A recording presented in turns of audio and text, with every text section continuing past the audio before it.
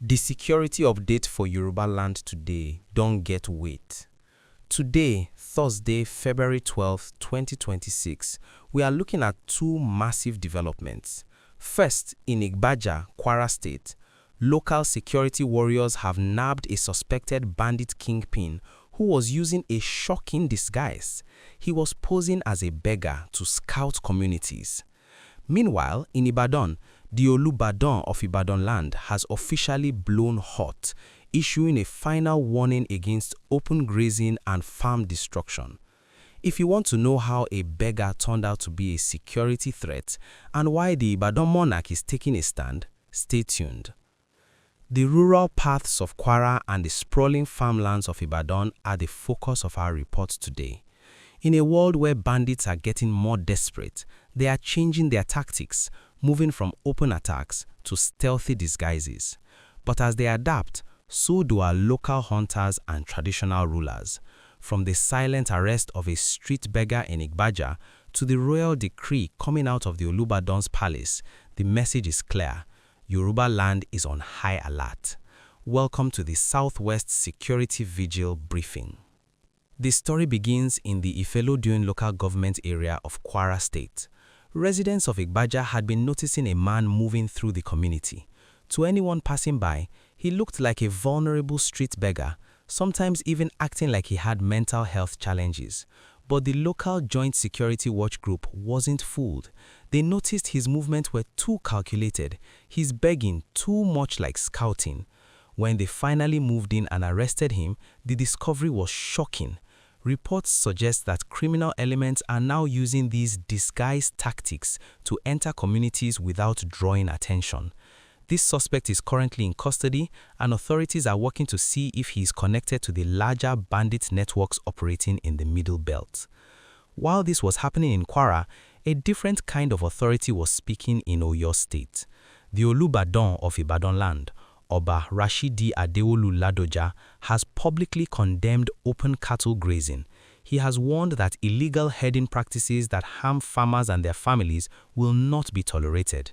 This isn't just about cows, it's about food security and the protection of ancestral lands. The Olubadan is reminding everyone that open grazing is against the law in Ibadan land and violations will lead to prosecution. The Kwara arrest. A suspected bandit posing as a beggar was arrested in Igbaja, a Ifelodun local government area, Kwara State. The disguise tactic. Security coordinators warn that bandits are increasingly using vagrant or madman disguises to gather intelligence. The Olubadan's warning. The monarch has officially reinforced the anti-open grazing stance in Ibadan to protect local farmers. Why would a kingpin dress as a beggar? In security terms, this is called human intelligence gathering, HumInt. By appearing vulnerable, these scouts can see which houses are empty, where the security checkpoints are, and what time the hunters go to sleep. The arrest in Igbaja shows that community-based intelligence is often more effective than high-tech surveillance. When neighbors watch out for each other, these scouts have nowhere to hide. This isn't just a Nigerian problem. Guerrilla groups and insurgents across the world, from South America to Southeast Asia, have often used civilian disguises to move through hostile territory. The response in Kwara, where local watch groups work with official security, is becoming a global model for community-led defense. The vigilance point. Supporters of the arrest argue that in a time of war, you cannot take chances. If a man is acting suspicious, he must be questioned, regardless of how he looks. The compassion point. Some worry that this might lead to the harassment of actual vulnerable people with mental health issues. Authorities have emphasized that the arrest was based on specific intelligence, not just profiling. The ripple effect of the Olubadan's warning is food security. When farmers feel safe, they plant more. When cows destroy crops, prices in the Ibadan markets go up.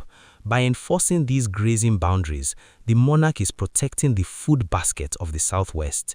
If other traditional rulers follow his lead, we could see a massive decrease in farmer-herder tensions across the region. My people, this security matter is for everyone. Do you think stronger community-based security is the best way to stop these disguised bandits, or should we leave everything for the federal police? I want to read your honest thoughts in the comment section. Abeg, make we talk am. Smash that like button now and subscribe. Hit the bell so you no miss any update on the Kwara investigation. Last month, we discussed rural security. User at Kwara Vigilante said, "They are coming in different ways now. We must open our eyes." Omo, your eyes were open in Igbaja. The Beggar Scout don't enter net. What is the future forecast? We predict a new wave of traditional ruler decrees across the southwest following the Olubadon's example. Also, expect more formal training for local hunters and watch groups to help them identify these new disguise tactics without harming innocent civilians.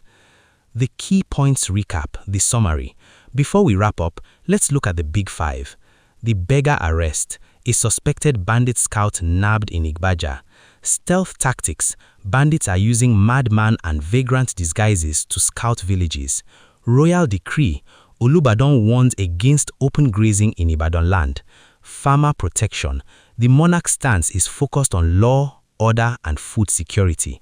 Community vigilance, coordination between residents and security is the key to this victory. As we monitor the situation in Kwara and Ibadan, remember say security is everyone's business, but we must handle it responsibly, firmness with fairness, vigilance with verification. Let's keep our communities safe and our farmlands protected. Stay alert, stay informed, and I go see you for the next update. One love.